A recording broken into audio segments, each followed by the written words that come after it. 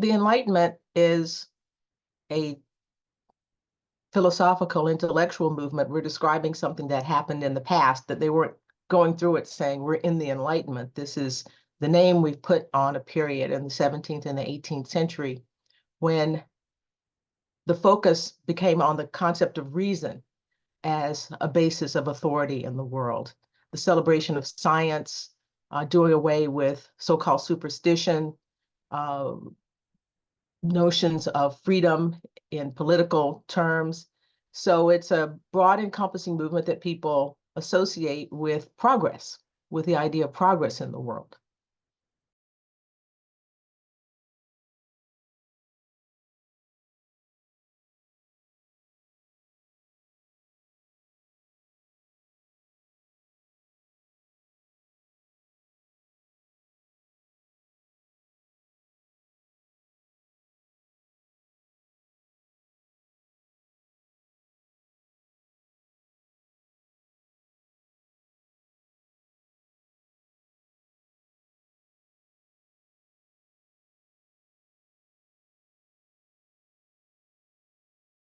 I think we can see or say that the United States was a nation founded on Enlightenment principles, despite the fact of the enormous contradiction of slavery, and not just slavery, but a notion of racial hierarchy as well, which was a part of all of that. I mean, the Enlightenment was light, but there were also some dark sides to the Enlightenment as well. And one of them was the tendency to categorize things. And people saw that as a way of bringing the world under control, scientific methods and so forth. And unfortunately, one of the things that happened was the categorization of people. And that was as much a part of the Enlightenment as the other more positive things that we think of. The United States, with the Declaration of Independence, which is seen or is treated as America's creed, is a document that's very much rooted in the Enlightenment. And even though it didn't apply to everyone at the time, what has happened in the United States is that every group that sought to make a place for itself looks to the Declaration as a basis for their claims to American citizenship. And so it failed at the beginning. It wasn't a complete success, I should say, at the beginning. The way it has been used over the years is to have this steady march of progress. I mean, it doesn't mean that it's inevitably going to get to a point where there's perfection, but we think of African American people, women, immigrants, the LGBT community, everyone looks to the Declaration and those words, the preamble, which is really the sort of ringing Enlightenment statement about all men are created equal and endowed with their creator and so forth. It's that those words have meant something to people. So it started out as a problem and it still exists as something of a contradiction, but we're working towards something. So that's, I don't choose to call it a failure because it didn't succeed at the very, very beginning. It had a rocky start.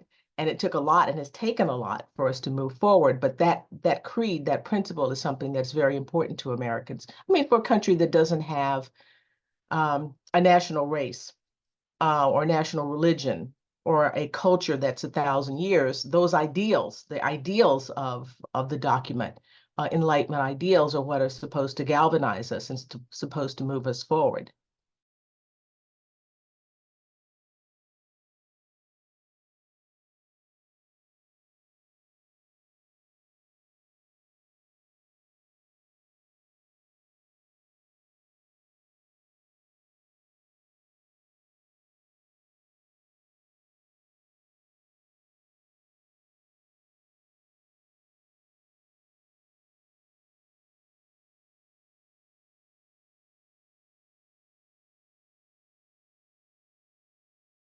Reconciling Jefferson and the other founders is a very difficult task, particularly Jefferson, because his authorship of the Declaration puts him out front, because the American creed, as I said, that is so important to us, is something that we celebrate every July 4th, and those words have meaning. And he wrote them, and yet we know at Monticello, he enslaved over the course of his life over 700 people, we believe.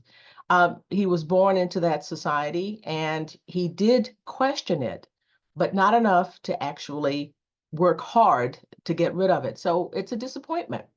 And I don't know how other people reconcile it, but for me, it's the state of human beings, the flawed nature of human beings, that there's some things that he understood. He was ahead of his time in a lot of ways, but on that particular point, he wasn't. And I think for a person who saw as the principal achievement of his life as a revolutionary helping to found a country, he did not want to face the possibility that that country could be destroyed over the question of slavery. And he kicked the can down the road, as we say, hoping that next generations would deal with the issue. And unfortunately, we know what happened. The Union fell apart. It split as he predicted it would on the question of slavery. And that was something I think that he personally just could not face. And that's a failure. And the thing that keeps him from being totally honored, I mean, given all of the contributions that he made to society, is that question. And so I think it's it's a tragedy that's embedded within all of this that we have to live with, but we have to have a sense of tragedy about life. And it's not all it's not all good, and he was not all good. So we just take the bitter with the sweet. And I think what has happened with Jefferson, and I think it's a tough thing, but it's been a good thing, is that we recognize both sides. Whereas before there was sort of idolization. And I guess the other founders as well. I think as we're coming up on the 250th anniversary, I'm involved with these organizations that are getting ready for that, is to trying to strike the balance between celebration, but at the same time recognizing the drawbacks to the way they decided to constitute things.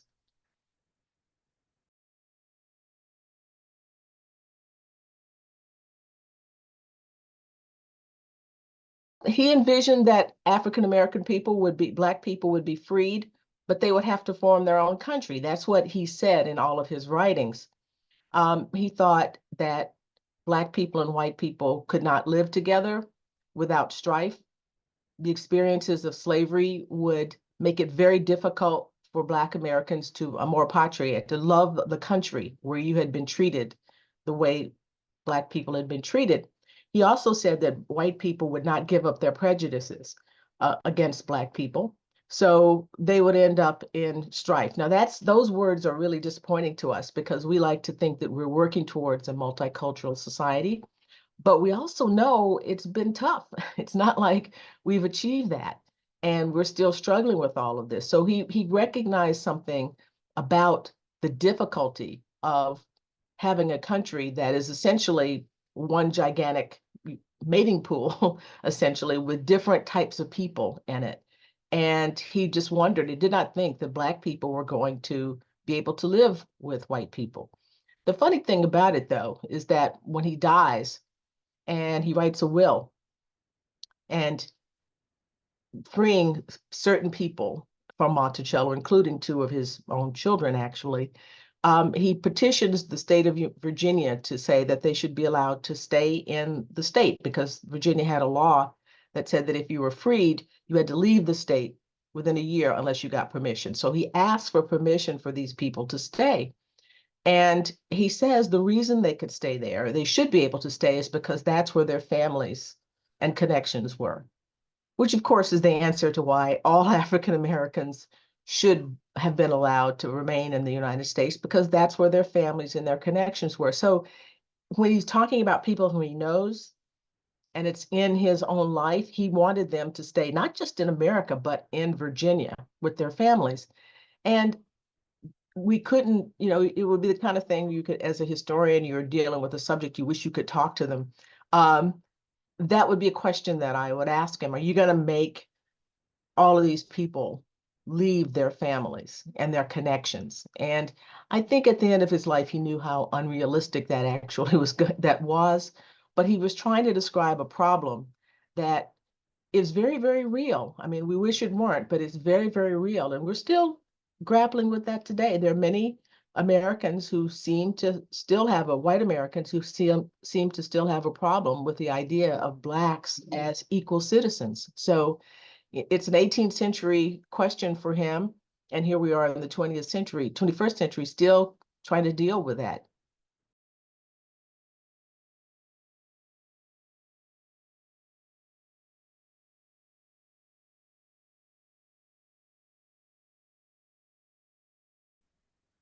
Well, it meant a lot to Jefferson.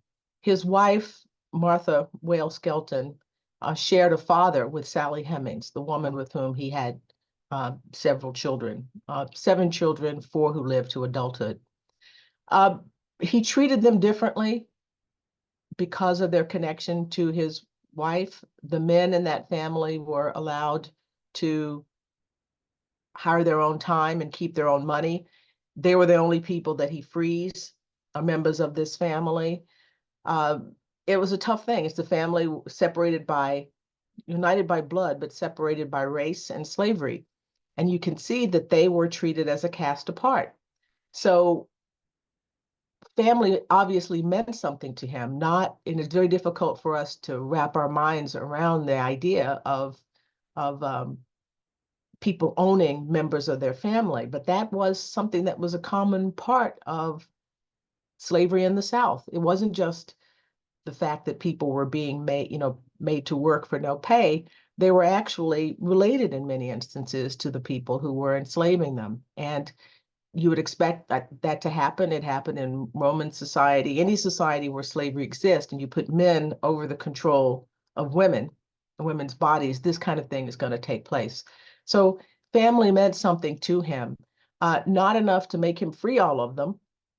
He tried to do this or handle it by being a quote unquote good slave owner to them, giving them the kind of privileges that I mentioned. The women never went to the fields. They basically did things that women did, cooked and looked after children and so forth. So he kept them out of the most harsh aspects of slavery for the most part, and tried to handle it that way. But it's a almost unimaginable situation to us to contemplate that kind of thing.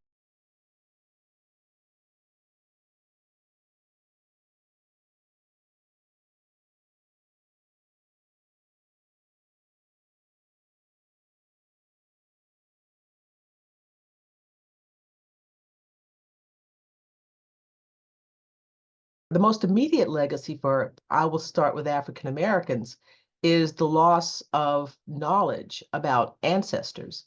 I mean, one of the things that we experience as people who are trying to find family history is you can only go back so far, and the institution of slavery cuts you off from that because most enslaved people, were records were not kept about them.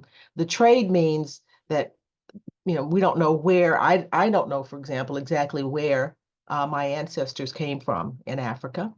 I can't tell that story. I suppose if I were to do DNA testing, I would have some general idea, but still the loss of religion, the loss of a culture, the loss of the kind of memory, the things that sustain communities was a big legacy, I think, for African American people. And most African Americans who live in the country today are descendants of people who came here before 1800 and really like the 1730s and 1740s. So we are quintessentially American people. James Baldwin said, if the American Negro is not, if the Negro is not an American, there's no such thing as an American. And I think it's true. We really are the product of that whole thing, with the global trade and the institution of slavery. Certainly the legacy in Europe and other places is wealth. I mean, the wealth brought about by the trade and by the institution of slavery. Great Britain and France have a different situation because their enslaved people were in a colony away from the mainland of France or the mainland of the UK. So they haven't had to grapple with large numbers. I mean, there are Black people in those places, but throughout history, not large numbers of people of color in those places. So it's a bit of a different kind of legacy, but I think the legacy of wealth, the legacy of displacement on the part of African Americans, those are parts of those kinds of the legacy of slavery and the things that we're still dealing with.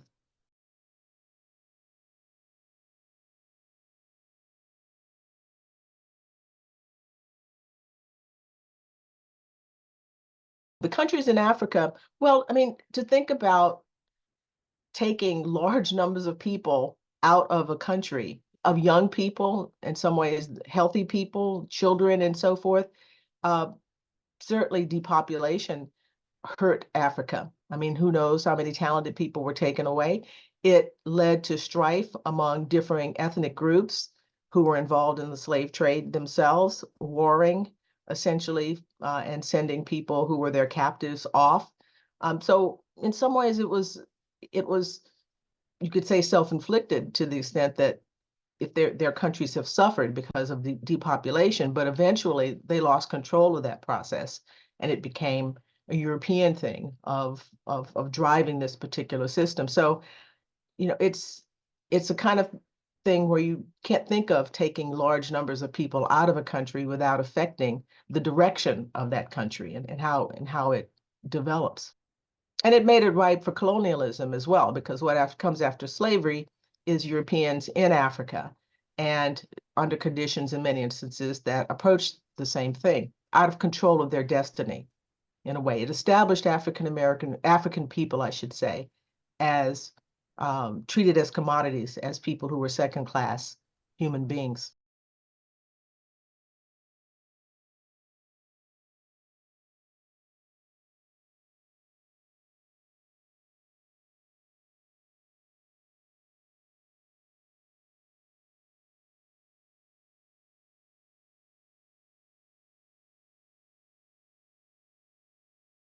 That's a very tough question. How do you take the binary of black and white and race and make it something positive?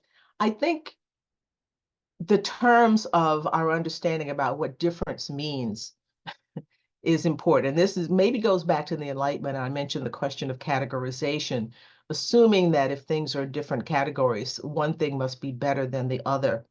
I think we've sort of moved to a point where we're trying to recognize that difference doesn't necessarily mean that doesn't necessarily mean bad.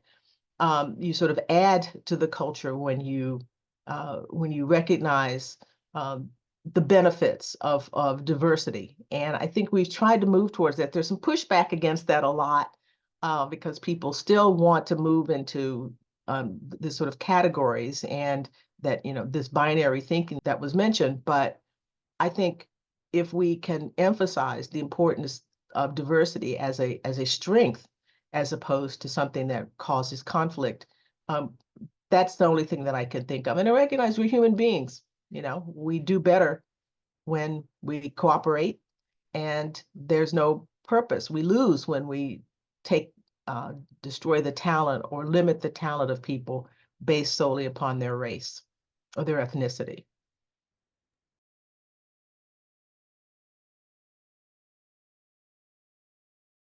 Well, one of the political results has been a backlash. I think, I think it was a positive thing. People distorted the meaning of that phrase, Black Lives Matter, as if it meant nobody else's lives matter. That wasn't it. It was sort of reminding people that we too, Black people too, matter. And because it was distorted and turned into something that sort of looked as if you were trying to say that white people didn't matter, or people of other races didn't matter, there's been a lot of hostility towards it. And so I think the rise of the political right, and not just the political right, but a particular kind of right, one that is racist in essence, has been an effect of all of that. And there are movements to tamp down on, Black Lives Matter, critical race theory. Now, diversity, equity, and inclusion efforts are under attack. So I think it's when you move forward in some ways, there's always a possibility of a backlash, and we're in that moment of backlash right now politically.